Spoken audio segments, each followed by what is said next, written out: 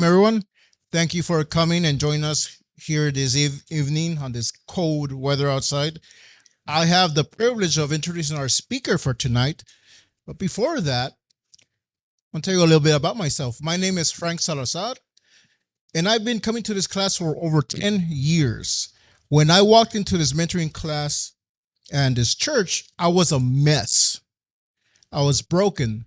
My wife had just left me, and I was on the verge of committing suicide. On top of that, I was on 10 different kinds of prescriptions. I felt hopeless and I had nowhere to run. But I knew about Jesus from when I was younger. So out of desperation, I came back to church. But I came on a Thursday night thinking it was a Wednesday. That's how messed up my mind was. Well, there was no church service, but there was this class. So I stayed. I met Orlando for the first time in this class. I can't remember exactly what he talked about, but one thing I do remember, that day a spark of hope was born in me, and I've been here ever since. Today my life has completely changed. I've been serving and helping here in this church and Choose to Change for the last 10 years. I do my best to help others, just like how I was helped. When I first came in, I was a different person back then, but now I have built new relationships and I have hope for the future. I'm no longer that crazy drug addicted man I was 10 years ago, although I must admit, I might still be a little bit crazy. But that's another story. Enough about me. Allow me to introduce our speaker for tonight. Orlando Salinas is a business owner and entrepreneur. He is a speaker and author of his own book called Dead Man Walking: How He Went from 13 Years of Prison and 10 Years of Drug Addiction to CEO and international speaker. Please help me and welcome my friend and mentor, CEO and founder of the Choose to Change Foundation, Mr. Orlando Salinas. Let's all give him a warm applause, please. Thank you, Frank. Man, he did real good, didn't he? Those of us that know him know he did really, really good. Frank has been, he's an interesting character. And I'm just really proud of him because he's come a long, long, long way. And man, I could stay here just talking about him. And I'm just really proud of him. Thank you so much, guys, for coming. I really appreciate it. I wasn't sure what to expect, but I do believe, I know and I believe that the topic of drug addiction and how to deal with it is a major, major topic in our society today. And most people don't deal with it until they have to deal with it. And then they come face to face with a problem that they're just not sure what to do and how to turn or where to turn. And that's what we're going to talk about that. So what we're going to do is, let me get Murphy joined us today. I don't know if y'all know anything about Murphy's Law. Well, he joined today, but we'll get through this. And I got good friends here, so I appreciate them coming. So the reason we're here today is for three very specific reasons. Number one is we're going to talk about drug addiction. It's a big subject. There's a lot to cover, so I won't be able to cover everything, but you'll get some good ideas and what drug addiction is about. And I want to give you some perspective and some understanding and of what drug addiction is, and to give you some clarity on what I call the 4 phases of addiction. 4 phases of addiction. I wrote them here just to give you an overview of what they are. And this is the 4 phases of addiction from a layman's perspective. And the goal is to help you make some decisions on what to do if you have a loved one, a husband, a son, daughter, that is struggling with drug and alcohol, because if you've gone through that, you have come to the realization that there's no easy solution and it's hard to find help. Can anybody relate? Yeah, a few nods. Well, the third reason I'm here is to answer any questions that you may have concerning drug addiction and how to deal with it. And we're also going to offer some resources and information to help you through this process. So, a little bit about myself. I need to start with a disclaimer. This is important because this is a really touchy subject. Would you agree? It's very personal for a lot of people. Family members. It's just very, very hard. So let me give you a disclaimer because I think that the reason why you don't see more programs like this is because it's a hard thing to deal with. So my disclaimer is, number one, I'm not a doctor. I'm not a psychologist. I'm not a psychiatrist. I'm not a certified counselor. I don't have those degrees behind me. So I need to just put that out. But what I do bring to the table is 28 years of hard-earned wisdom, of real life experiences in the world of drug addiction and recovery. I don't claim to have all the answers. Nobody does. But I definitely have some solutions. And that's why I'm here. I want to help. I'm a business owner. I'm an entrepreneur. I'm a public speaker. I'm the author of a book called Dead Man Walking. We have some here.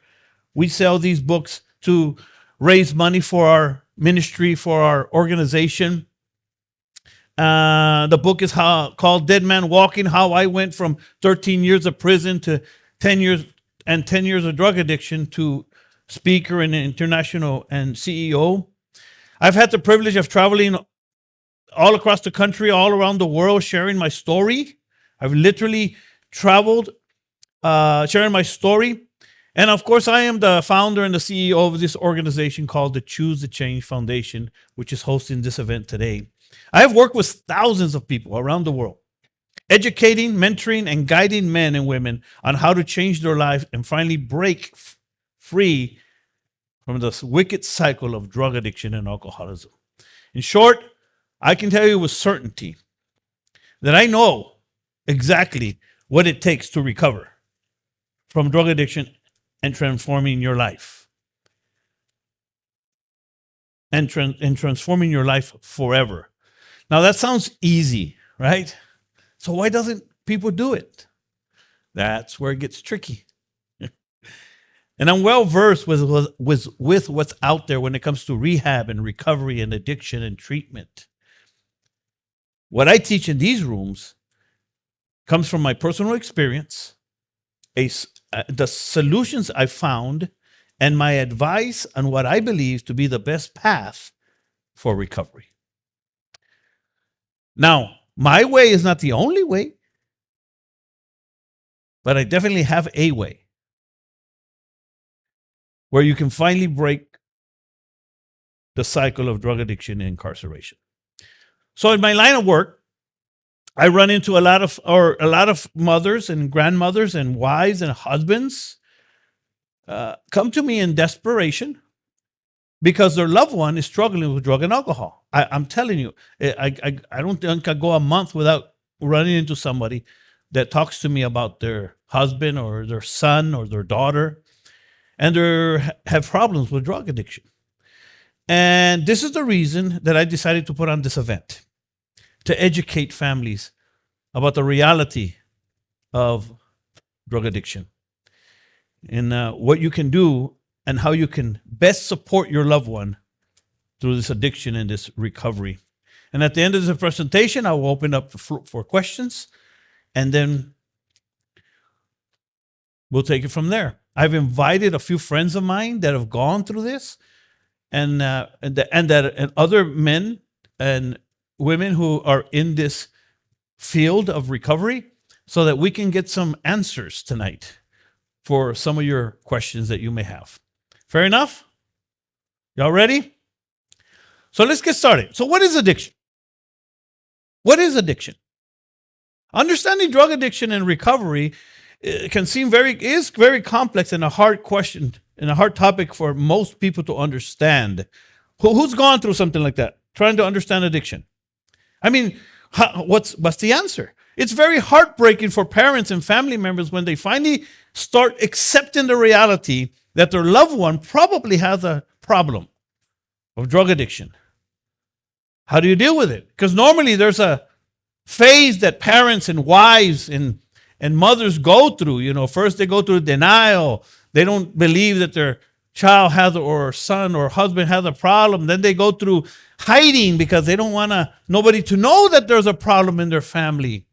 And then they finally go to the stage of desperation where they don't know what to do. So it's kind of a process that people go through. But when you finally get there, and I'm going to get to that point here in a minute, I'm going to talk about drawing lines today. When they finally accept that their son or daughter or husband has a problem, what do you do? Who do you turn to? How do you deal with it? And this is exactly why we're here today. So why is drug addiction so hard and complex to understand and conquer? Let me tell you why. I believe that the main reason why the drug addiction is so difficult to understand is because of the two worldviews involved. Because there's two different views involved here. And it's going to depend on how you view drug addiction and how you view your son or daughter. It's going to depend on that. We have to choose, and it starts getting difficult here, on what to believe. You speak to a doctor, you speak to a psychologist, you speak to a recovery coach, you speak to me, and you're going to hear varied opinions. Has anybody gone through that? Somebody say this, somebody will say this, the preacher will say this, the counselor will say this. Why? Let me tell you why. Because there's two basic worldviews when it comes to drug addiction. Let me give you those two worldviews. The number one worldview says is called the disease model. The disease model is the view that most people talk about today. If you look up, if you Google, if you start searching, you'll find rehabs, right? Who's ever tried to search how to deal with drug addiction? What's the first thing that comes up? Rehab centers, and a bunch of them. And it's all about the disease. It's called the disease model. This disease is considered a mental disorder view. It's the mental disorder view. And many of you that have gone through this, that's what you get. That's what you hear. And this is because I don't know if you all know this, but it was in 1956 that addiction or alcoholism was actually labeled a disease. It hasn't been that long.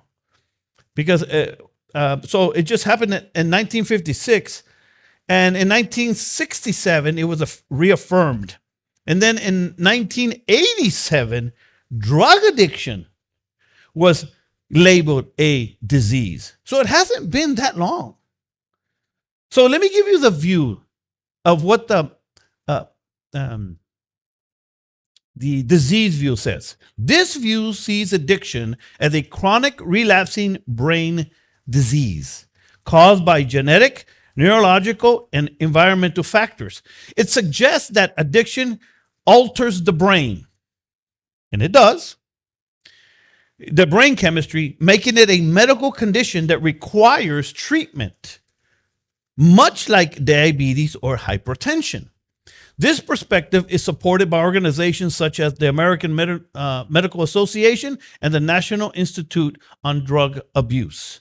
So just as I reading that, some of you are already confused. Because just trying to understand the view and what it really is complex. So let me just read it one more time without saying anything. This view sees addiction as a chronic relapsing brain disease caused by genetic, neurological, and environmental factors. It suggests that addiction alters brain chemistry, making it a medical condition that requires treatment, much like diabetes and hypertension.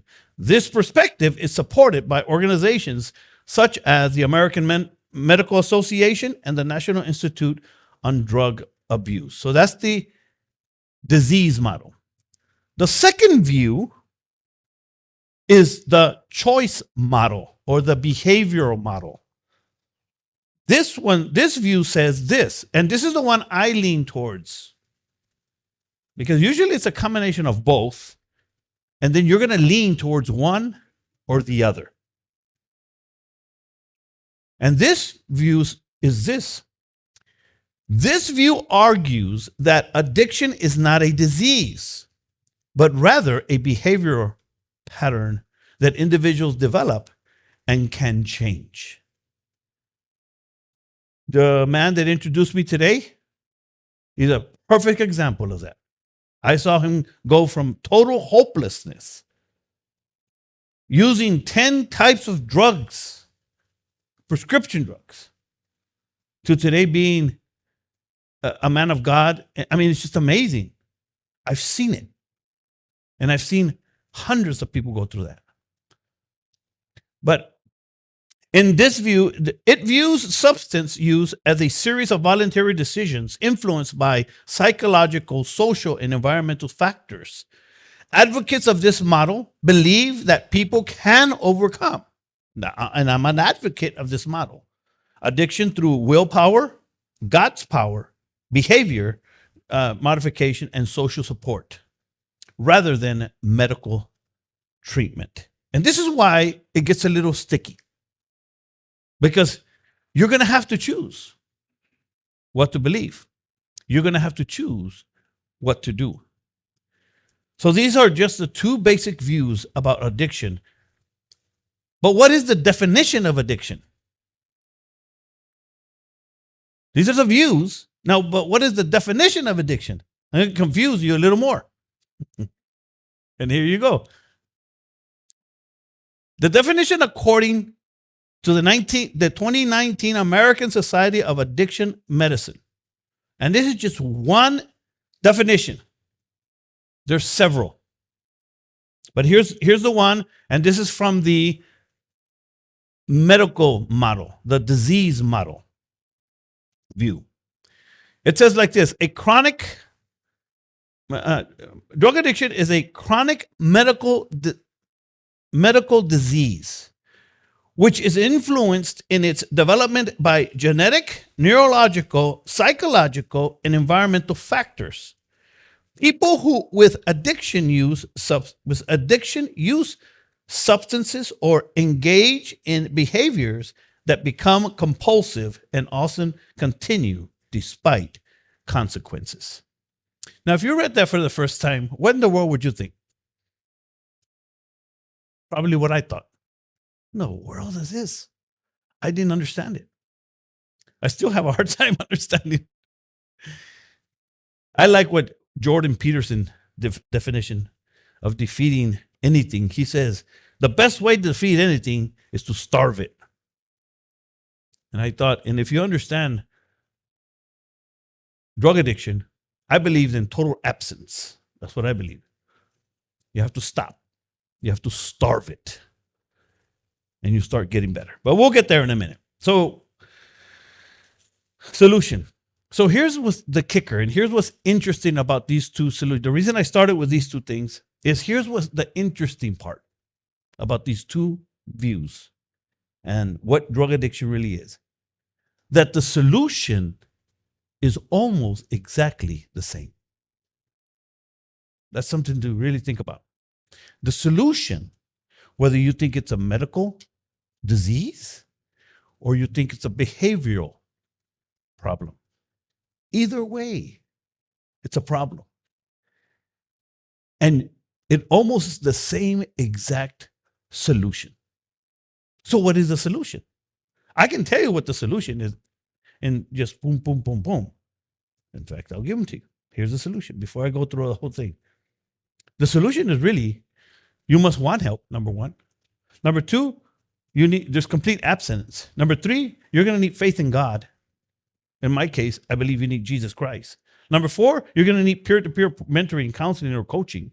Number five, build relationships through building relationships-based support systems, accountability, character building, and learn to care for others and work with others. That's the solution. But that, but for someone to come to those conclusion is hard. So, but the solution is the same.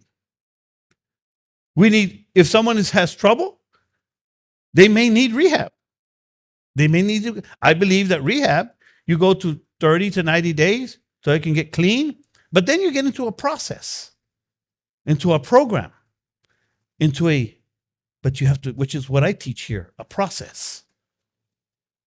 Usually rehabs, there's rehabs that go up to a year, 2 years. I don't believe you need that much, but again, you're going to have to choose what you want to believe. You know, rehabs and all rehabs, whether it's you believe it's the disease model or it's the behavioral model, they all go through psychological medical evaluations, behavioral therapy and counseling, environmental and social support, peer-to-peer support, education and prevention, mentoring and counseling, support groups, motivational interviewing. And if you've been through this, even the family members go through this. Who's gone through this? You have to go through it. So it's very complex. And this is the reason I'm trying to just give you a little bit of what drug addiction is.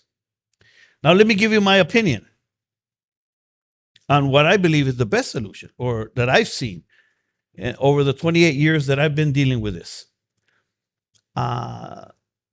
I believe that the AA model, the 12-step model for recovery, is and has been the best and most effective method of recovery that I've ever seen. It's if not the, it's one of the best because of the way it works. And of course, you have to learn how AA works and the 12-step program, but it's one of the most effective methods of recovery. The first method that started in 1935, and it has been around. Who's heard of AA? Almost everybody, a lot of people. And it's been around and it keeps growing and growing because it's effective. And that's what I believe. So anything, and this is why the only, this is why when you start learning about drug addiction and recovery, you start you're going to realize that all recovery programs and programs have some sort of 12-step view in it. It has some sort of mentoring, and regardless of which way you decide to go. So I know all that is very confusing, but I just wanted to put that out there just to give you an idea that I understand that drug addiction and dealing with it is very difficult to understand. So I'm here, and we're here to help. That's why I'm here. But the main reason we came here is for me to help the family member understand how to deal with your drug addicted family member. And this is what I want to give you tonight. I want to give you, well, does anybody have any questions here? If you have a question that you would like to ask before I get started on the second half of this, which I call the 4 phases of addiction. The reason I came up with this is because I was a drug addict. I was a drug addict for a long time. I put my mother through a lot. I put my wife through a lot. And they went through a lot. I didn't understand what they went through, but I know what I did. And it's not till now that I've been in recovery for 28 years and have changed my life completely that I can see the damage and the hurt and the pain and the frustration and the hopelessness that family members go through. And I want you to be able to see it hopefully my goal was to help you see it like in a snapshot. This is why I put this here. Because it starts here when you're young, you go through a whole process, and when you finally recover, and it is just a whole process. So if you're struggling with a family member struggling with drug addiction, alcoholism, Here you go. So here, let's get started. The four phases of addiction. Number one, it starts when we're young. I call it the fun phase. The fun phase is where it all starts. This is the stage where we don't see our kids as drug addicts. Nobody, no mother sees their kid as a drug addict. Okay, there is just no way. Okay, we definitely don't see our kids as drug addicts. But sadly, this is where it all starts. It's all just fun. This stage is the experimental stage, right? No major thing. They're just having fun. No kid is going to run home and say, Mom, today I tried smoking weed. That's not going to happen. Dad, I tried some beer today. No, it's not going to happen. It's hidden. You don't see it. It's just happening. At this stage, it's usually this stage starts with a family member or a friend that introduces them to drugs or alcohol, right? That's what happened to me.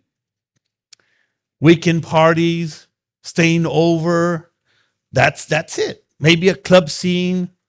This stage usually starts between the age of 10 and 15, somewhere in that area. All right. Sadly, even I've heard people say, I started drinking when I was 5. I'm serious. It's crazy. It's insane. I started putting needles in my arm at 8. I mean, I've heard this. It's just insane. And of course, there's some exceptions. Some people don't start later in life, 20 and 30. It just depends. But for the most part, the fun phase starts at a young age. And it's sad when people start so young, and 5 to 10 years old. That's usually when there's no father in the home, and it's just how it is. And that's a whole different monster, whole different kind of worms. I'm not gonna even get into the fatherless situation. I remember this distinctly, of a friend of mine smoking weed and giving his son, 5-year-old son, a power hit. Anybody heard of a power hit? Crazy stuff. Those of you that don't know, someone didn't know, so I'm going to say what it is. It's a joint where they're smoking a joint, right? And what they do is they turn it around, they put it in their mouth, and they blow, and smoke comes out. And the other one is like this. It just blows their mind. It's crazy.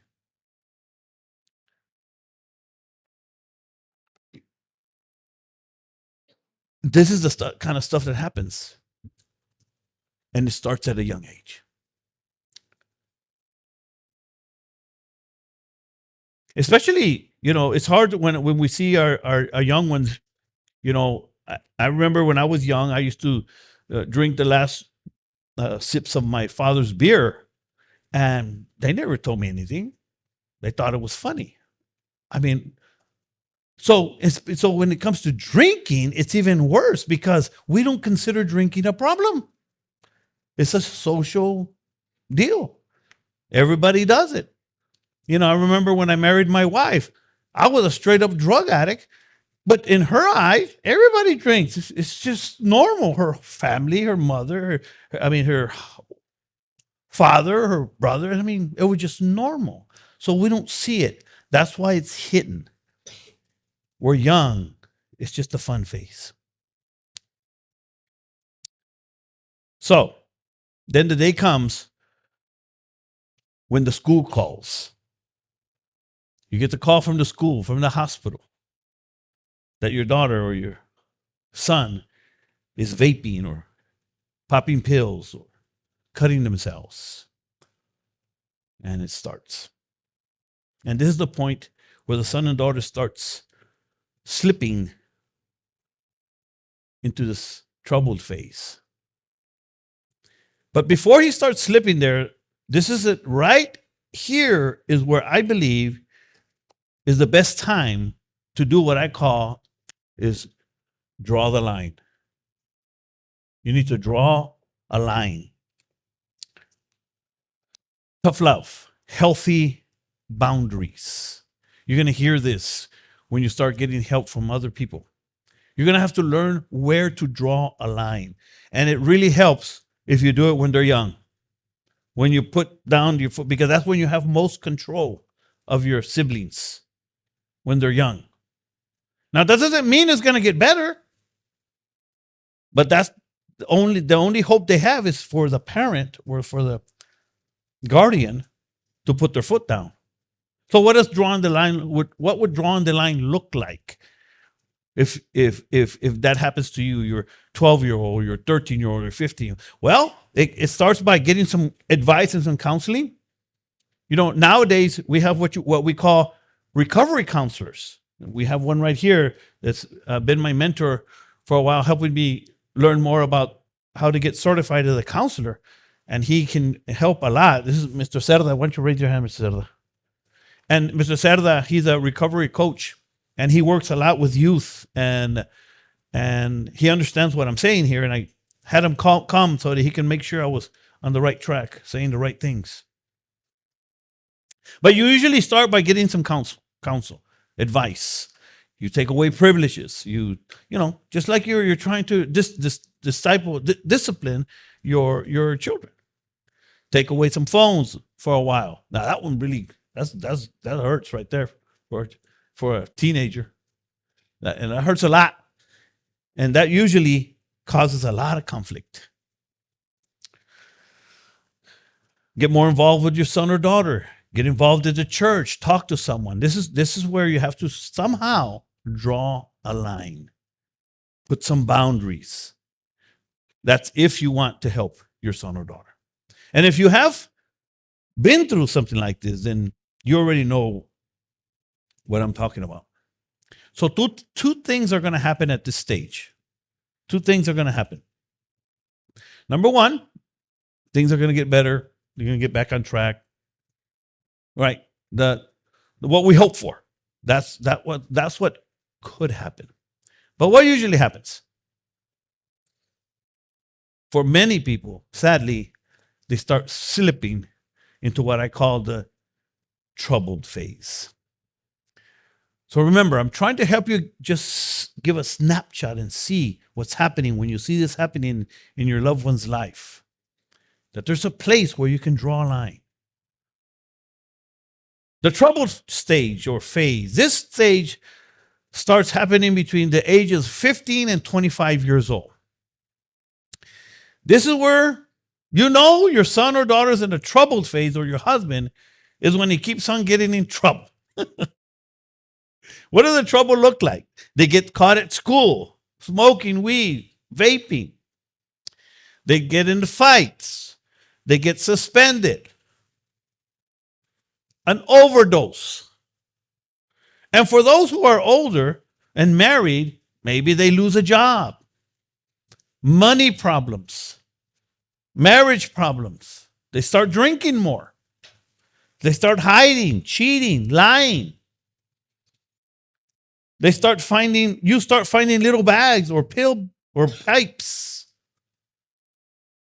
Your loved one is not themselves. You know they're not themselves. Something's wrong. Can anybody relate? You just sense something's wrong. You start asking questions. This is a troubled phase. Why are you out so late? Where's the money? We need to pay the light. I used to hear that. We need diapers. The troubled phase. No food. And all this should raise some flags, wouldn't you think?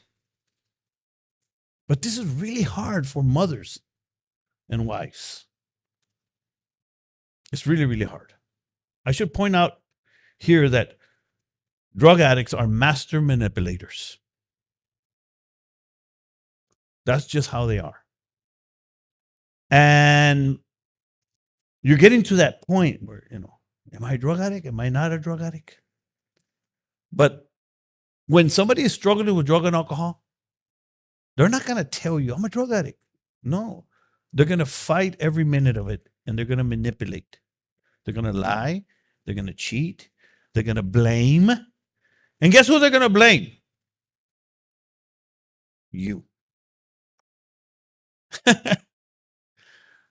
And, and I'm sharing all this stuff because for me, this is like, I already know this. I'm talking to somebody. And that's why when somebody brings me a drug addict, or their son or their daughter, that man or that daughter, that they know that I know. And so then they don't come back. That's just how it is. Because let me tell you this little piece of information before the solution is nobody is going to stop using or drinking or stop doing what they do if they don't want to. Period. That's a really chunk of nugget that you need to take home with you. Nobody. You can't force them. You can't beg enough. You can't give them enough money. You can't baby them enough. You cannot do it. Into submission. You're not going to do it. I'm telling you.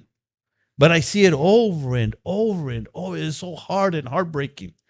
Because we love our kids. We love our daughter. We love our son. It's hard. But they just play the victim. Then the first DWI, the first arrest, the first trip to rehab. Remember, we're in the troubled phase. And this is where it really gets, this is the point where what I call windows of opportunity, where you have to decide. This is where, like, say the first arrest, the first DWI, the first trip to rehab. That's a window of opportunity. The first trip to the county jail. What do I mean by that? A window of opportunity means this is where they're shaking up. Oh man, what do I do? Okay, Mom, I gotta get home. Call me, come get me out. You get that call. And man, they're sincere. Who's ever gotten that call? Anybody? I've been that call.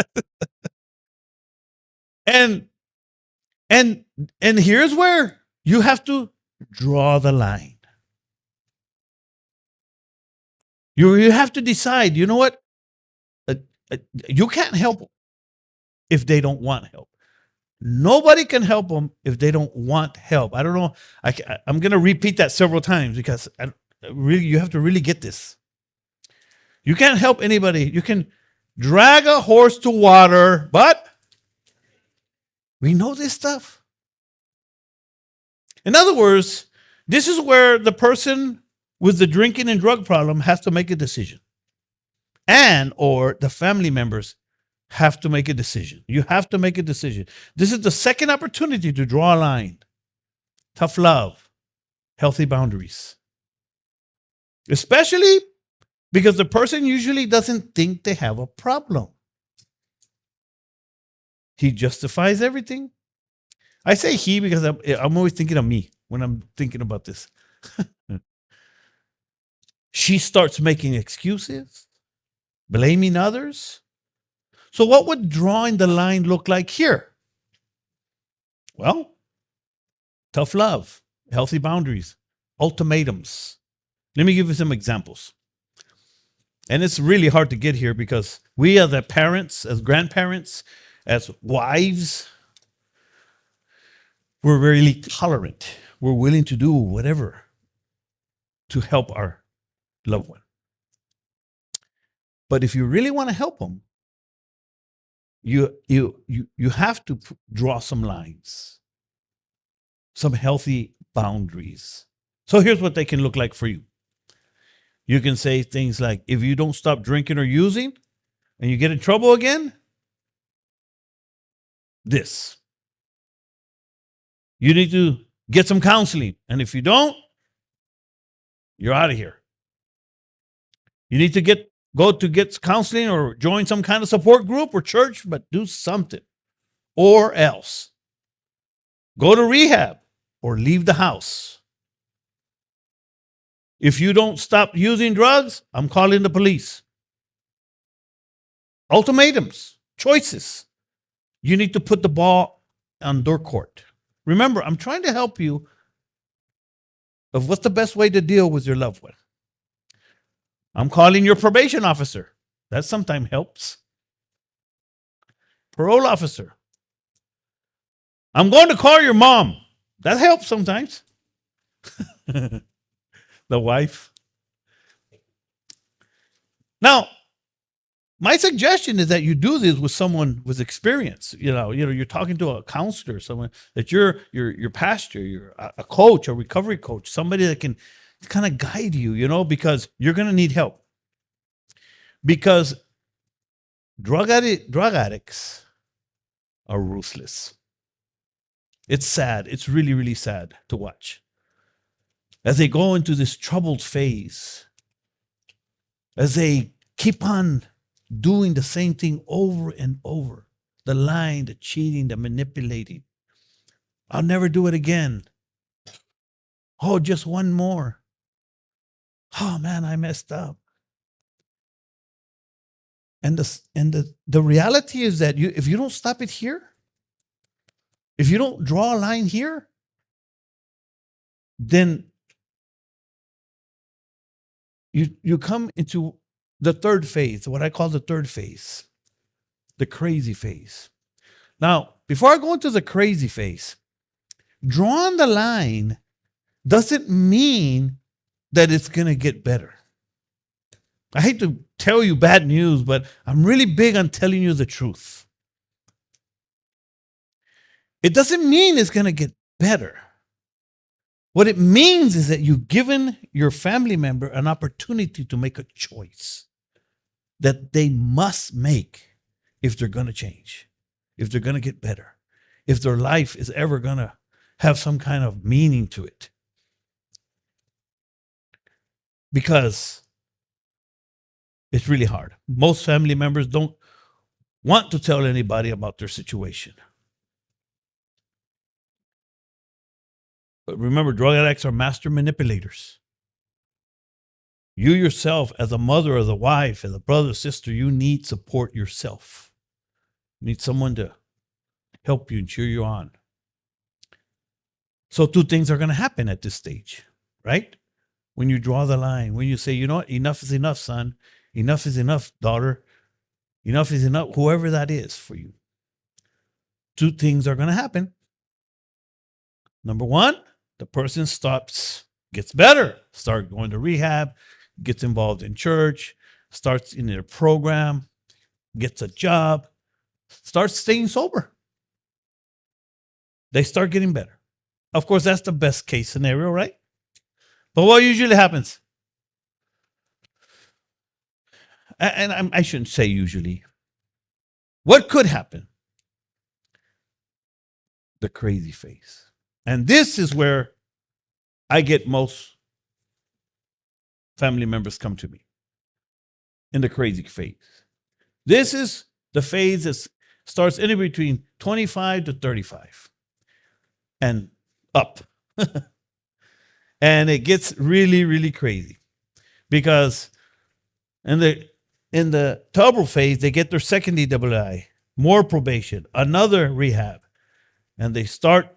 And unless you draw this hard line, they just finally start slipping into the crazy phase. The crazy phase is crazy. It really, really gets crazy and heartbreaking. Because the reason why they call it a disease is because I believe it is a disease, but I believe it's a spiritual disease. And I have a bunch of stuff to back that up. I can explain that. I can help you with that. The AA program calls it a spiritual malady. It's very interesting the way they break it down. But there's a part of the person that it's not him. It's the disease.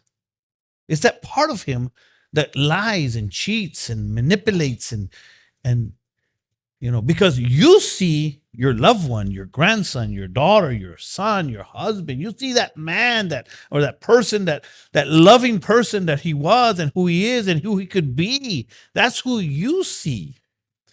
But the person reacting is the drug addict person that's lying and cheating and manipulating. And it's so hard to deal with. That's why they call it a disease, because it does alter the mind. Of course, it's going to alter the mind. Put drugs and alcohol in your body, it's going to alter your mind. The best solution, the only solution, is to stop it. That's how you stop. That's how drug addiction is dealt with. You stop pouring it in. But that's just the first step. Then the process. I'll get there here in a minute. The crazy phase is overdoses, scares, hospital stays, third and fourth trip to rehab, health problems, divorce, fatherless children, or nowadays motherless. You're in the crazy phase. It's really getting crazy. He doesn't want to stop. He keeps on drinking. He keeps on using. And the crazy phase intensifies when he gets out of rehab again and again and goes back to using. When he gets out of prison and goes back to drinking. Finally, families have to draw a hard line. So what would a line mean here? I think you all get the idea of what the crazy phase is, right? It's just keep on doing over and over, the same thing over this, right here, over and over and over. And when you're in the crazy phase, it's a dangerous phase to be in. Because here, there's in the addiction world, when it comes to addiction, you're going to learn that there's only 3 ways out of addiction. Only 3 ways. Let me give them to you. Number 1 is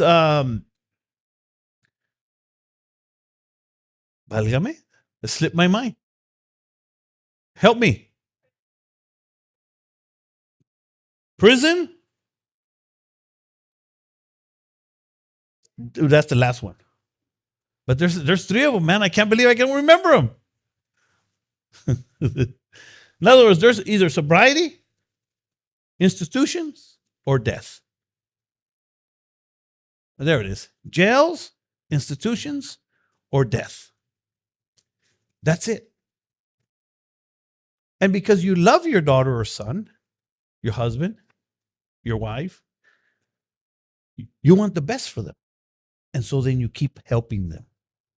And what you don't realize is you're doing what's called you're enabling them. And it's making the problem worse.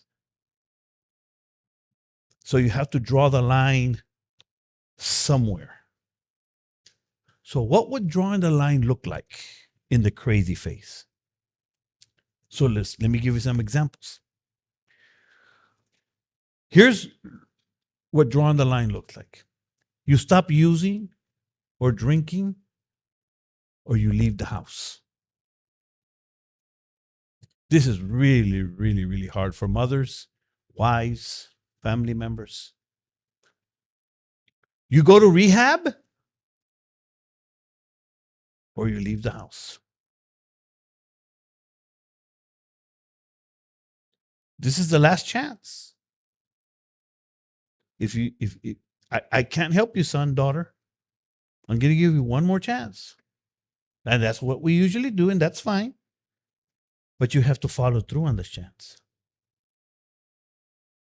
You stop and change, or there's consequences. And at this point, there is simply no easy way out. And I say this in this room all the time. I deal with drugs and alcoholics or people in recovery and people in recovery all the time. And I explain to them, not only is there an easy way out, not only is there not an easy way out for the family member, there's not an easy way out for them either. So you're stuck between a rock and a hard place. And I don't know where else you're going to get this kind of information because it's hard. It's really, really hard. It gets very heartbreaking for both the family member and the drug addict because some really, really hard decisions have to be made. For the family member, they have to decide that they're going to just give up with this or just put up with this and just continue enabling, which means giving him a place to stay, food, money, or you draw the line, the hard line, and force them to make a decision.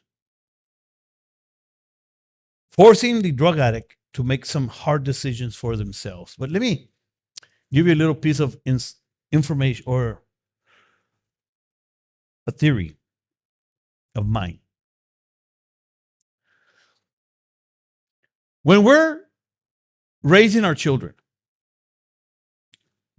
what do we want for our children? The best for them, right? So we teach them things, we help them, we're always, right? Okay. But for a drug addict, what happens is somewhere in the troubled phase, they stop growing up. Because true recovery, when it comes to recovery from drugs and alcohol, is when someone draws a line for themselves and starts taking 100% responsibility for their lives and stop depending on mom and sister and wife and husband. That's true recovery. When that person, your son, your daughter, your husband, finally says, you know what, mom, you know what, dad, I'm done. You're right. I'm going to take responsibility and I'm going to grow up. Because really, that's what it really boils down to, a character. Because if they don't do that, then they're never going to break free. This is why, again, nobody stops until they want to. And the reason they don't want to is because it's too hard. Why? Because they've gone a long way, 25 to 35. Second trip to prison. Family left them. They have nowhere to go. They have really no skills. They haven't worked too much. It's hard. And this is where my program comes in. Try to help them into the process. And for the drug addiction or the alcoholic, he or she is literally stuck, like I said, between a rock and a hard place. There is no way out or no easy way out, and they don't like it at all. Who would? The regret and the selfishness and the self-pity is so overwhelming. There's just no telling what they're going to do if you force them into a corner. And I have to tell you that because you don't know what's going to happen. Because they've been doing this for so long. He's been getting away with things for so long. His mother or wife or grandmother has put up with him for so long. Now there's nowhere to turn. They're stuck. And here's the 3 that I had right here already. I had them written down. And there's only 3 things that happens in the crazy phase. Either jails, prison, institutions, hospitals, or death.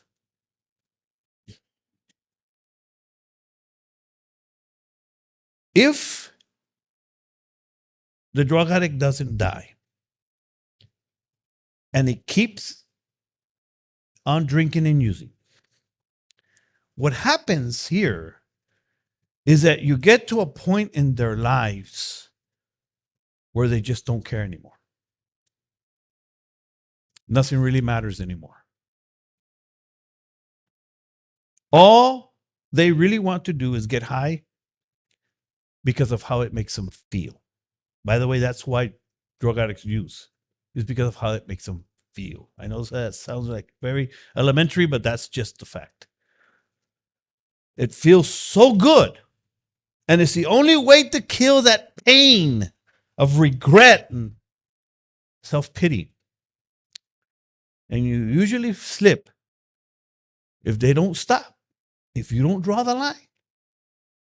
They're not usually, they're going to slip into the last phase, which is what I call the point of no return. And when I came up with this phase is the reason that I'm here today talking to you. Because I said, man, I talked to so many mothers and grandmothers and wives, and the reality is that if you don't draw a line, this is where it's going. There's no other place. And the point of no return is characterized by homelessness, prostitution, health problems, long-term sentences. Family finally gives up on them. And what happens in their mind is they'll never change. That's just how I am. And I remember when I was thinking about putting this together, I went to a church service. I went to preach at a church service. And this man, the pastor there, told me that there was a girl there that she came because she wants help, and she had lost already her children because of drinking and drugging. And now she had 2 of her kids, but she was still struggling. And I remember sitting down with her and talking to her and getting her, And then she said these words that helped me understand them, or bring me back to the reality of what that mental disorder, the way of thinking of a drug addict. And she said these words to me. She said, "You have an awesome story. That's great that you did. But I just can't change." In their minds, they just can't change. And once they get to that point in their mind, it's like it's the point of no return in their mind. And many times physically. And there's, in the minds of these kind of people, they have lost all hope for ever changing. And they don't really care much about anything. These kind of people fall into basic 3 kinds of attitudes. See if you recognize some of these. This person is either very nice and polite and humble, very helpful, even says, "God bless you" when he's begging for money. Or he's the opposite. He's mad and angry and always arrogant and mean, mad at the world. And it's your fault. The world is a victim. That's the second kind of person. And the third characteristic of someone in the point of no return is that he's just lost in his own little world. Lights are on, but nobody there.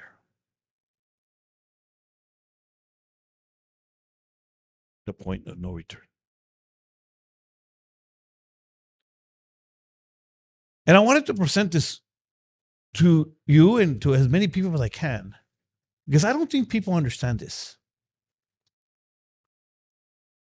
And what I do, and I want to open up for questions here in a minute, but what I do in this class is I get people when they finally get here, when they finally get to this point that I call the choose a change point, or the prodigal son moment. When they're sitting in their jail cell in their rehab center, or in that place where they finally snap. There's a story in the Bible of the prodigal son. Who's ever heard of the prodigal son? And the prodigal son leaves his house, does what he wants. It's a picture of a drug addict. It's a picture of a lot of things, but easily a drug addict. He goes and spends everything he had. And he finds himself hopeless and no money. And it's the Bible puts it like this. He says, and when he came to his senses. And when he came to his senses, that is when the drug addict finally draws the line for himself.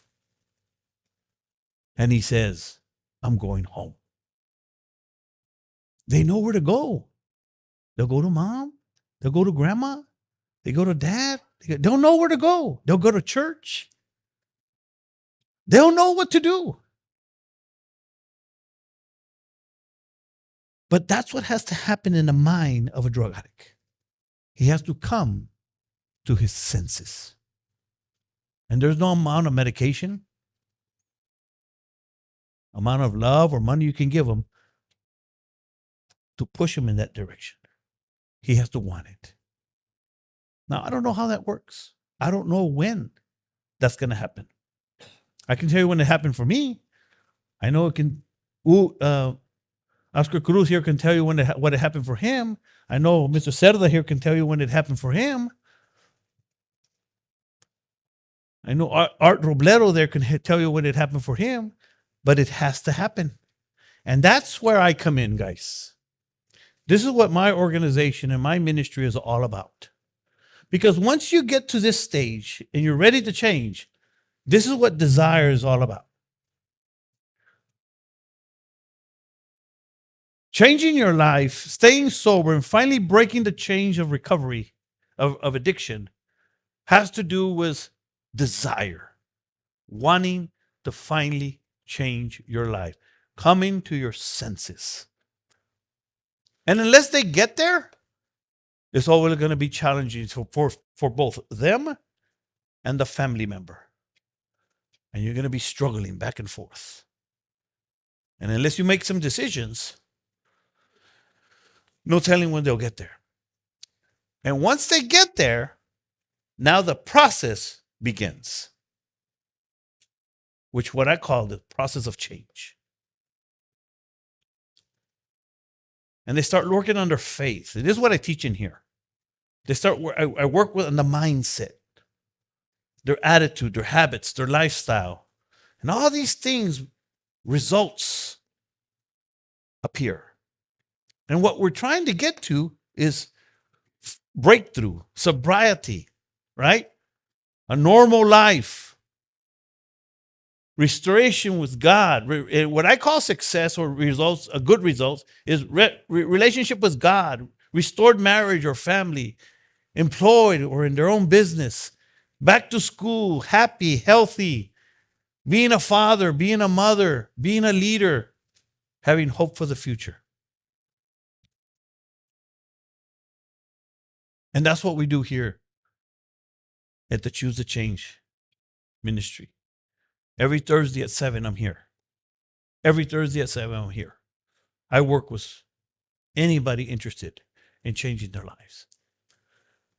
But I thought it would be fitting for people to understand these phases. Before I say anything else, I want to open it up for questions. Can anybody, those of you that have been through this, can you give me a comment or something that you heard, or you can add to what I say or confirm what I said? And can anybody do that for me? Yeah, there's a mic here, and they're going to pass it to you. Anybody at all? Come on, help me out here, guys. Ooh, Oscar? Did you raise your hand, Oscar?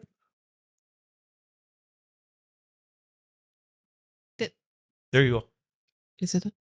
I think that you mentioned about the windows of opportunity, and especially with younger addicts, that those windows of opportunity are not only opportunities for the addict, but it's opportunity for the family to follow through on their ultimatums. Yeah. And that's my sister, by the way. Oscar? Yeah, it was a good setup. Get it closer, brother. It's good. I pretty much, went through all those phases, and I just had a little Revelation? no, not a revelation, but Flashback? because you said, sometimes, we can't do anything till a person chooses to change, to Right. actually, change, but as my, how would I put it? My advice, sometimes we try to be uh God in our children's or family members. Like, we want to change them, we want to force them to change. We're trying to be, we're trying to be God in their life, but in reality, we got to let God be God. Yep. And there might be questions. So how do we help them once they get like that? It's prayer. That's Pray all to we God, can do, really. Let Pray God, for your let kids. God Pray for do your what family. For your he husband. knows what to do. Yeah. Yeah. So Over there. Uh-oh. My wife is going to say something. Yes, but offering the last time that I had to go through this situation, I did do an ultimatum. My husband, I won't say who he is, um, after being out and about all for a few days, he came home and I just kind of opened the door a little bit and he's like, "Can I come in?" I'm like, "Nope, nope." And he was like, "Where am I gonna go?" I said, "I don't know. To hell for all I care, but you're not coming back into this house." So I had to give him an ultimatum. It was very hard for me and my children. It was very devastating, especially because I had a newborn. I had to do the hardest thing, but it was the best thing that I had to do. Well, it was actually the best thing you did. And because that forced me to make a decision. That forced me to and by the way, ever since then, you're talking about over 20 years. Okay, go ahead, Barbara. So I went through this with my ex-husband, but I also went through it with my son. Ooh, wow. And it's true, the fun phase, you don't realize anything. So number one, is this correct? It is 100% correct. And the troubled phase, I knew if I didn't make a stand and, draw the lines, he was going to be like his father. And that was the one thing I didn't want for him to be. And I remember he was 17 years old. He was a senior in high school. And he had been charged with truancy. And so they take us on, we're going before the judge, and every kid that's in line with their parents, they're telling you the two options are your kid goes to county for 5 days or you pay $500 and something. And every parent is writing a check. And so I get up there and they tell me, and I look at him, and then, he looks at me, and the judge is like, "So what are you going to do? Are you going to pay?" I said, "No, I'm not going to pay." I did my part. I took him to school. He's the one that didn't go to school. So ask him if he has $500. If he does, he can pay you. If he doesn't, then he's going to go to county. And so I didn't pay. He went to county. He was 17 years old. And everybody in my family called me and told me what a horrible parent I was. Yep. And that how could I do that to my son? And I said, well, if you're a better parent than I am, you can go pay the $500 and you can keep him at your house, but I'm not going to pay it. So he stayed there the 5 days, and that was his first arrest, Yeah. and First arrest. let's just say senior year was a very hard year.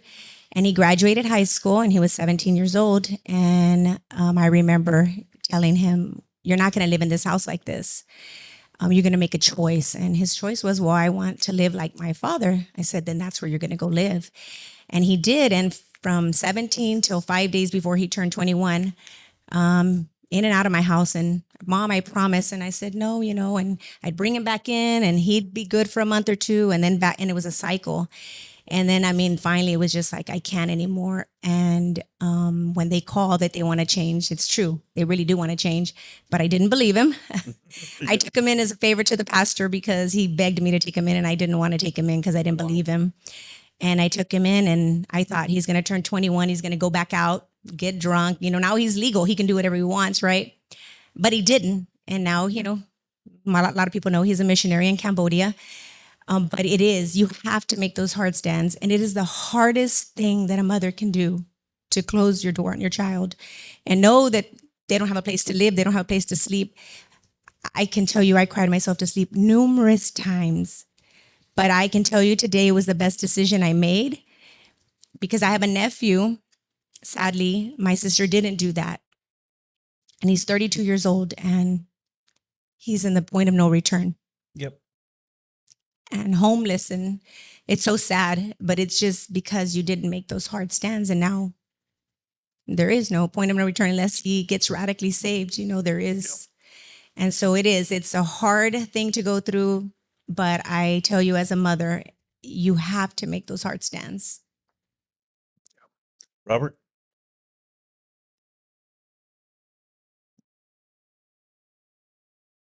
So that story is true of Barbara. She used to live 2 houses down from us, so we can confirm. But my mother was not like that, not making those decisions. And so I remember being at that age, where Barbara dealt with Joe Albert, and my mother was not dealing with me like that. And but one of the things that brings hope to my life, or that can be hope to anybody's life, is what you said when you said when they come to their senses, they'll know where to go. That's 100% true.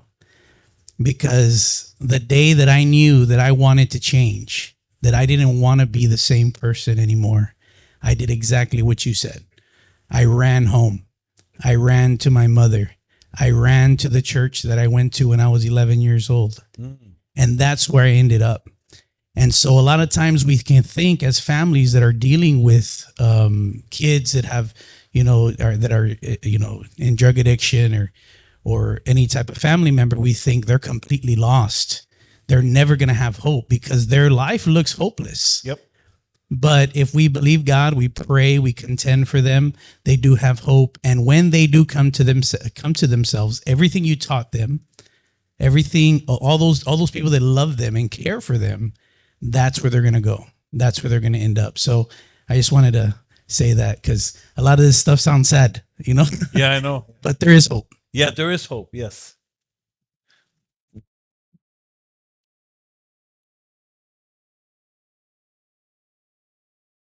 I want to go ahead and share this part in my life. You're talking back in 1968, already up in age. But we were raised in the pachangas and those parties where my dad was a musician, right? So we started off with taking a beer there and here and there, and partying and whatever. By the age of 18, 17, I would end up with a PI or whatever, almost every other weekend. And my mom really, trying to kind of like raise us in a way that like, pobrecito mijito and this and that. No, I already knew when I went into the jail and I would mock the cops there. No, tell them, you know what, man? They say, give me a bed. No, wake me up in 2 hours because my mom's going to come pick me up in 2 hours. And there she was. 2 hours, no, she was there to bail me out, right? Take me home. And what happened? The next week I was there again. So I going to my adulthood, right? And I got married, and then I got divorced. Then I went into a phase, I started drinking more and more and more. And my brother came out of the penitentiary, introduced me to Coke, and I fell in love with it. And that's where I started abusing it. That was the first thing, the fun part. And then I get married to my second wife, which is here with me, thank God, wife of 40 years, by the grace of God. Anyway, and I bring that luggage with me into the marriage. And I start getting worse and worse and worse. And the thing is that you start searching, start looking where to go, and you don't find an answer. And you start lying to yourself. And there were some people that would hang around. I would tell people, right, that would hang around in my mom's house at that time. They were Christians that I didn't care about them because I had my own religion at the time. And 1994, I was at my aunt's, the end of my life already. I didn't know what to do. I was really stealing, partying, and you name it, what I was doing out there. I was wicked with my wife. I was bad with my kids. 1994, I accepted Christ. I walked into this church, and God set me free that day. Everything was left behind me. And the way that I have been able to stay sober and be in the path that I'm walking with is the love for that Jesus Christ, man, in my heart. Talking to people, taking that focus off myself, guiding other people to the Lord, helping them, in the right path. And that's my story. And I thank him and give him all the glory for that, for life. Yeah, thank you, Art, for sharing that. And the reality is, it's gonna, it's interesting. As Robert was saying, a lot of things that I'm saying is like, like down, like, oh man, it's a bummer. But I think that just like your family member has to get a wake up call, I think the family member, you guys, have to get a wake up call, because it's just a hard deal to deal with, no matter how you slice it. And and again, I don't have all the answers, and this isn't exact process, but it's a really, really close process to what people go through. And like Art was talking about, yes, you have to draw the line, and I'd love to hear what Miss Sandra has to say. Thank you, Miss Sandra. Well, I've encouraged you to do this. Yes, you did. And thank you for doing it. And you are right on the money. I've traveled the path with my grandson. And I just want to make a couple of comments because I'm the weak one in the family. I had the enabler thing tattooed on my head. Okay. And because you have, yes, share it, please. I have a legitimate reason for having that on my head, is because I am a devout believer in Jesus Christ, and our Lord has commissioned us to love one another and to not turn our backs on them. And that's why drawing the line for me was so hard.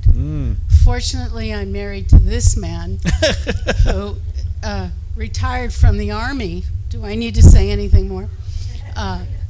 When he speaks, I pretty much stand up and argue with him, but when he gets that Army tone, then I know back off, because I'm going to be thrown out of the Army. But you're absolutely, that's why I guess I'm making an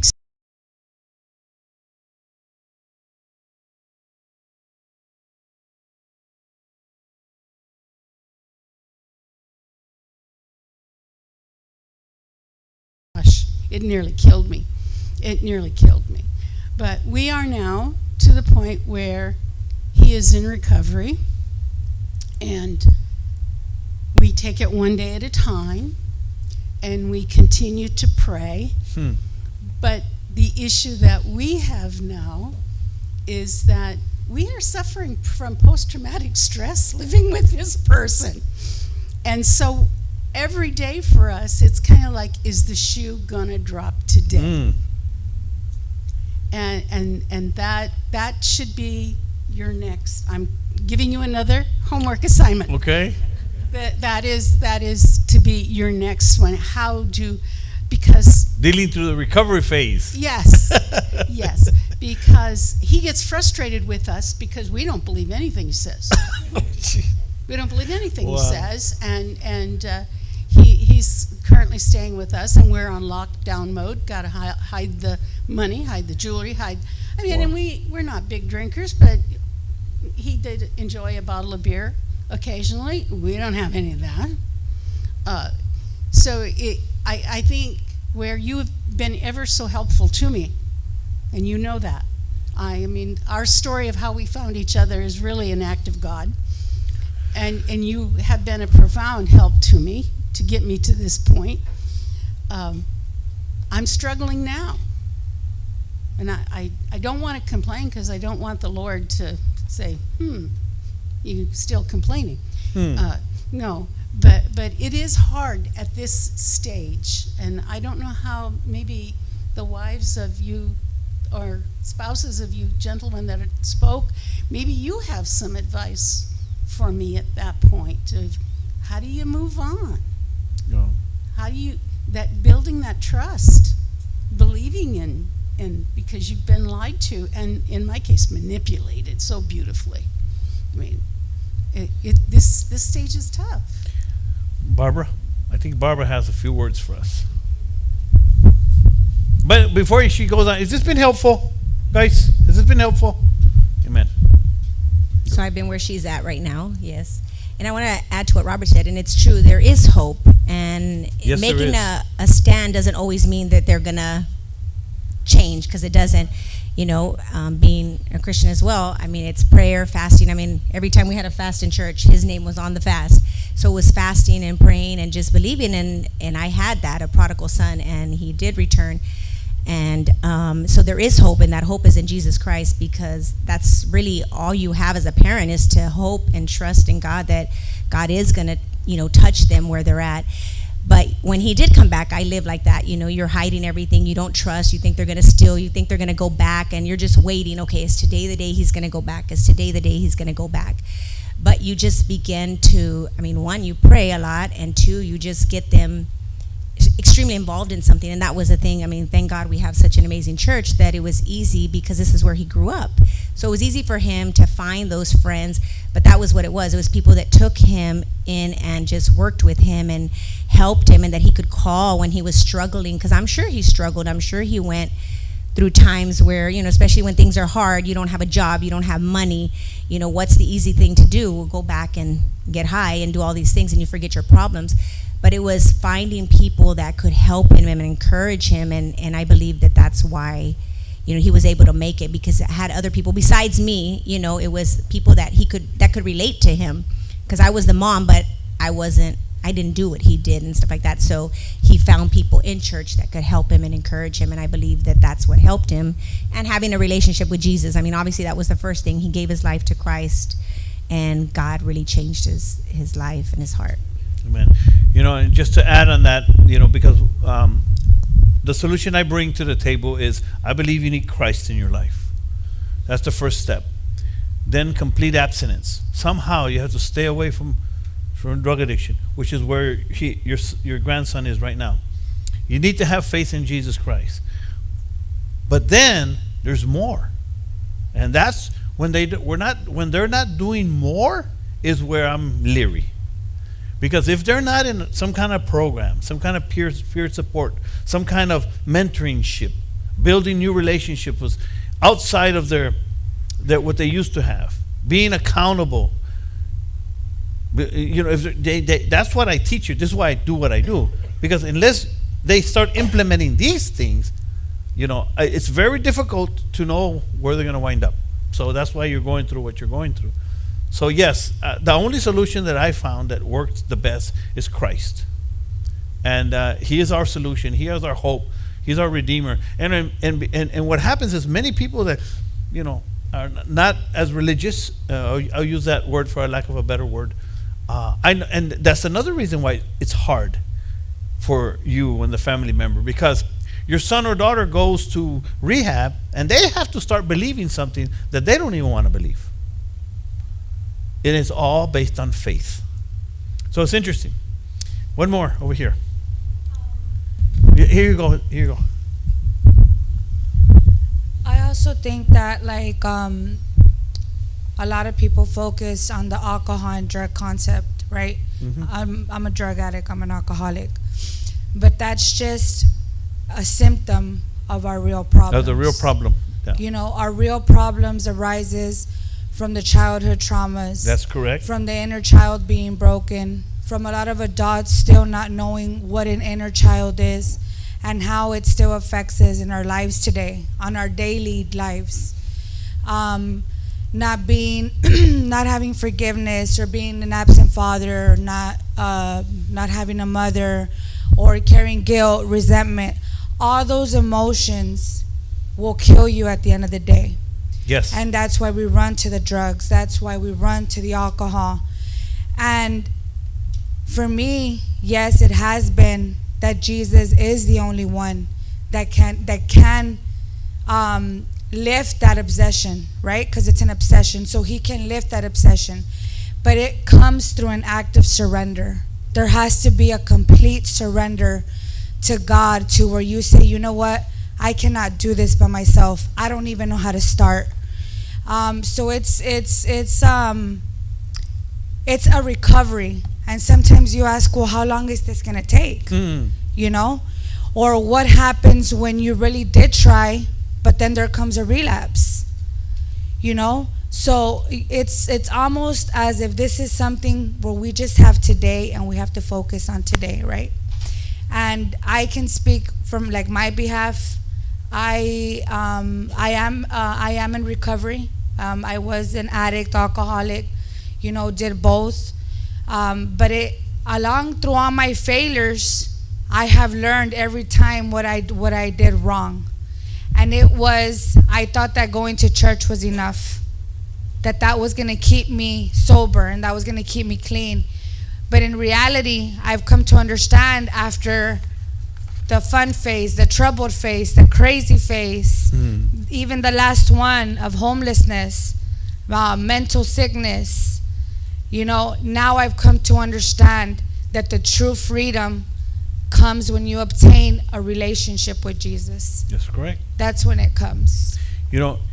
And keep the mic. I'm going to ask you a question. So this is why I meant that there's a process. Because coming to Christ, surrendering, then the process begins. And that's what you're talking about. Because I do believe that there's a place for a counselor. I have two different family members in my well, let me ask you the question first.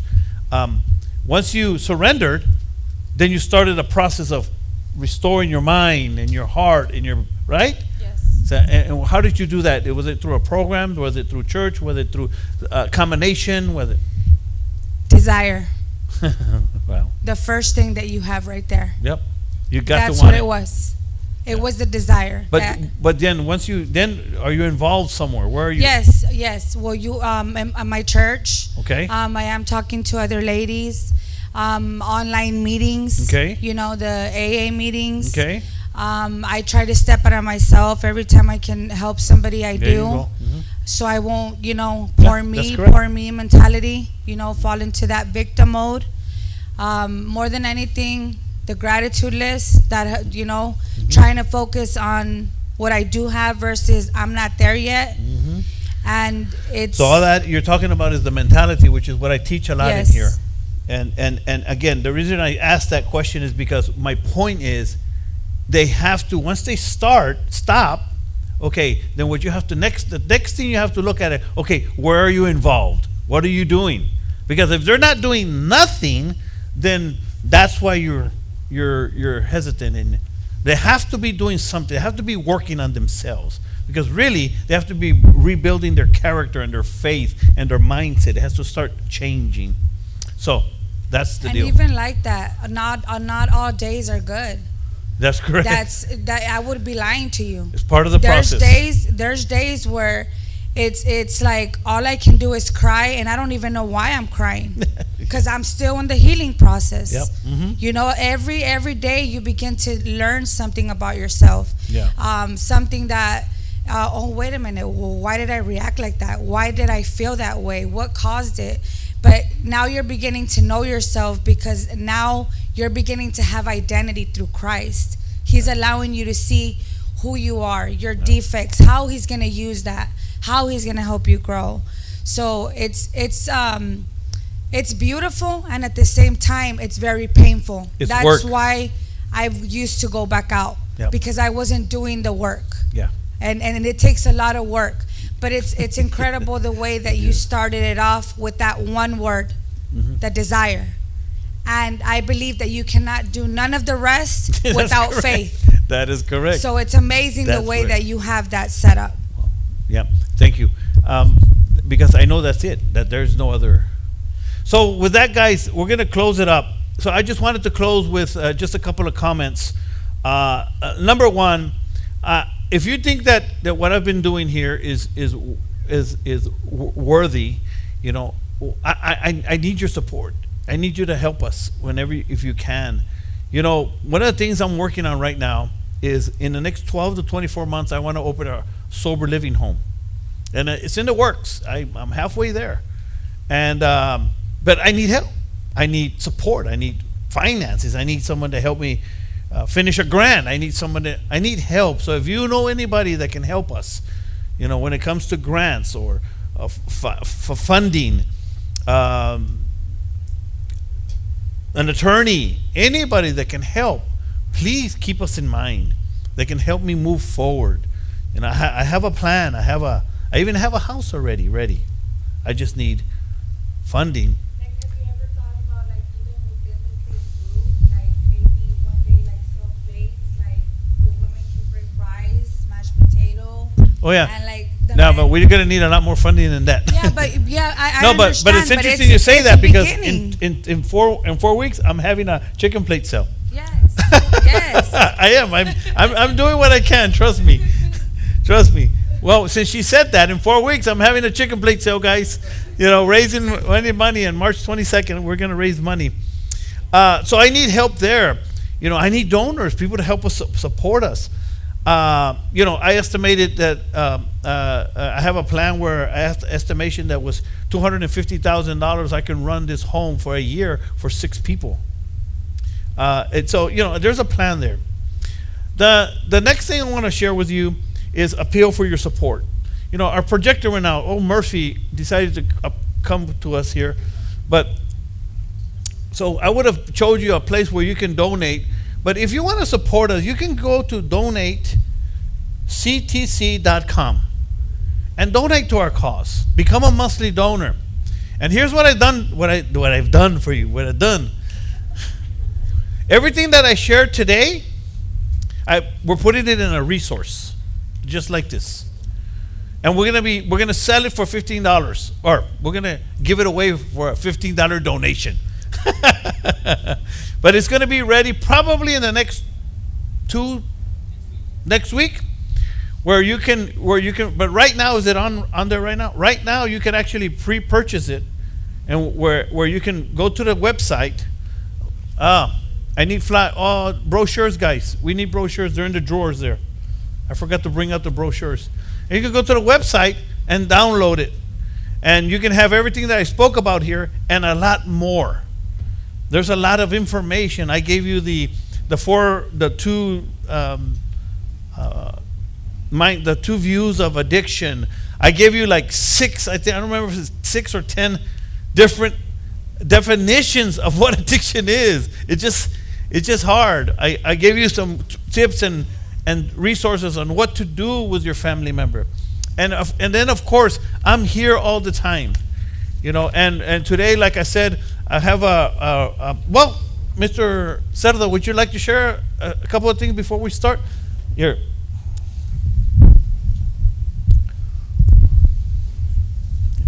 First of all, thank you very much for Yeah. for doing this, man. Recovery is a big portion that's missing here in the Rio Grande Valley. It is missing. Pick up the mic. It is missing here, and what he's doing here is inspiring. I'm a big believer in God puts you into certain places so you can meet somebody, right? It's important that when you come into that building, you come to that room, you're there for a reason. You're there to meet someone, to hear something that's going to connect with you on an inside level. When I met this man, I'm like, I got to talk to him. There's something about him that I got to meet. I'm going to learn something, and I'm going to teach something, you know? And sure enough, we got to sit down, we got to talking, and this is where the collaboration started. The ideas started flowing between 2 different entities. And we came up with a lot of cool ideas. A lot of good ideas came out of those conversations. And one of the things that he did say is, now I'm on the stage of becoming a recovery coach. Yeah.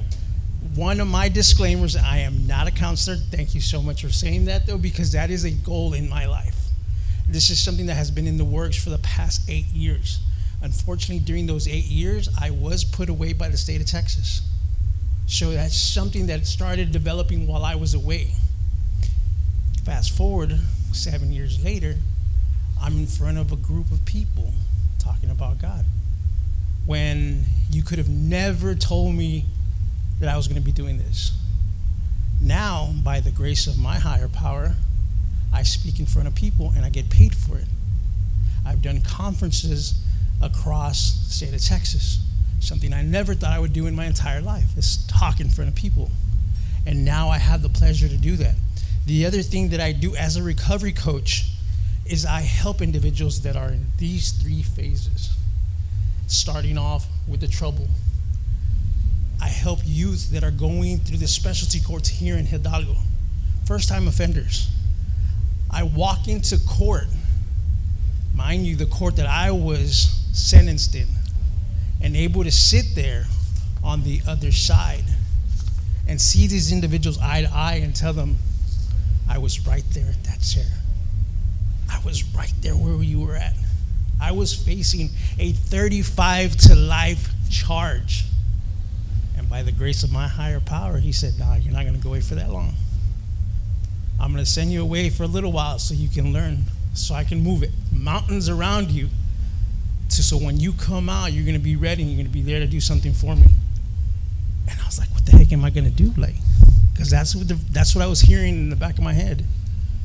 I'm going to put you away for a little bit. And when you come out, you're going to do something for me. Fast forward, I come out, he opens the doors, and he says, this is what you're going to do for me. I'm going to get you all the help you need. I'm going to get you the support system that you need. And you're going to start building that support system around you. And it started happening slowly but surely. You go through the phases like he says. You go through them, and it's hard.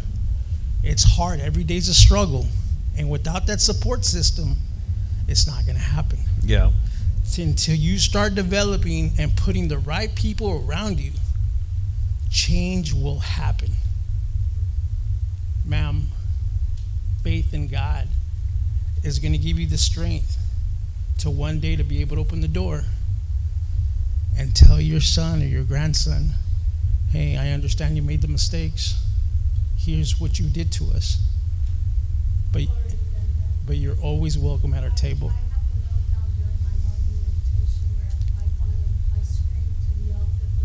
And that's good. Why is it you're not listening to me? And then finally, I realized, I give up. I'm here to do it in your hands. Yep. Amen to that. From that moment on, but there is the day-to-day. Yes. I start every morning Yep. in meditation. I call that my Moses phase. I'm in my Moses phase. I'm 48 years old, and I yell at God, I scream at him, and I talk to him. And then I meditate and I wait for his word. And to me, that's one of my guilty pleasures. So, The thing is that you have to realize, you have to come to the point in your life where God takes a rear step, and you humble yourself, and you, I can't tell you how many people I've run into that thank you for your strength, because the only way you can really survive this is by having a support system. yeah, most definitely. It's the only way. It's the only way. Yeah, most definitely. So what I do for individuals that are going through these stages, I work with them. I take off all the excuses off the table, and I put a book on that table and say, hey, I wrote a lot of the lies in that book. I wrote a lot of those excuses. You're finally sitting in front of somebody that understands what you're going through. So we ain't got to lie to them, Frank. We ain't got to tell each other none of these lies. And this is where we get down to the underlying issue of what's going on with the individual. We have a total of 8 different coaches there in 8 different stages of their recovery at Behavioral Health Solutions. This is where my agency's at. When you walk into that building, that is the hardest thing you're ever going to have to do. Because now you're asking someone that you've never met in your whole entire life, hey, I need help. How do I get started? And we come down and we sit down and say, guess what? You already started. Walking through the door was the hardest thing you're ever going to have to do. That's it. Here comes the next step of what you're going to do. The process. So this is where this model started with. I'm a firm believer in sobriety is not the goal. I'm a firm believer, this is my pathway. Each pathway is different for each person in this room. My belief is sobriety is not the end all. Life life is the end all. Our goal in recovery is to live life, to get better every day at life. Sobriety will come. It will come. You will get there. But in order to get there, you got to go through this. You have to go through that. And you got to want to go through that. You're going to have to go through the failures in order to get to the result. Anything in life worth having is going to be hard. It's going to be the most difficult thing. But it's going to get there. Sobriety is a piece of it. So I invite you guys, I invite every single one of y'all that is going through this struggle to come see us. A total of 8 coaches ready, waiting for you to walk in through that door and to say, hey, I need some help. I have another coach here with me, and he can testify with that. Each of us has a different title. Each of us has a different specialty as a coach. Me in particular, I'm a recovery coach and a re-entry specialist. I help individuals that are coming home from being incarcerated, individuals that are coming home from an institution, and helping them start developing these models in their own way. And guess what? You can bring your family and we can start the healing together. In the pathways that we create for you or help you create, church is that foundation. Church is that rock that you can start building that house upon. But you have to walk through the door. You got to want it. And that's what we do. We show you the resilience you have as an individual to want it. We show you the resilience you have inside, that you've gone through these stages, and say, well, I'm just a drug addict. I don't have any skills. If you were able to get your fix when you had no money, you can do the same thing now that you're going through recovery, because you have the resilience and that hustle to get what you need next in life. It is possible. So, for lack of time, Yes. he's going to be here. So if you guys have any questions for him after the meeting, you can talk to him. Yeah, most definitely. Thank you guys again. But yeah, we will be here. Thank you. Thank you. Thank you, brother. All right. All right. Oh, wait a minute. I have this on. Okay, guys. So the last thing I'll share is, again, go to the website if you want to help us out. Get the resource. And the website is donatectc.com. Plus, everybody got a brochure? Then, guys, I hope you enjoyed this. I hope I helped you. One of the things I'm looking to do also, if someone's here interested and wants to start some kind of support group for family members, that is something that'd be really cool to put together here in the church. So that's what I'm working on. As you can see, I'm working on things all the time. And so then if we can help in any way, please reach out to us. I'm here every Thursday at 7 p.m. Every Thursday at 7 p.m. Every Thursday at 7 p.m. And in this room, teaching, mentoring, helping, guiding, praying for anybody interested in changing their lives. You have to start somewhere, like Mr. Settler said, got to walk through that door, and then you start the process to change. And that's why I call my ministry Choose to Change, because I believe it's a choice. So that's all I have tonight, guys. Thank you for coming, and we'll see you soon again. Thank you, Chavaria.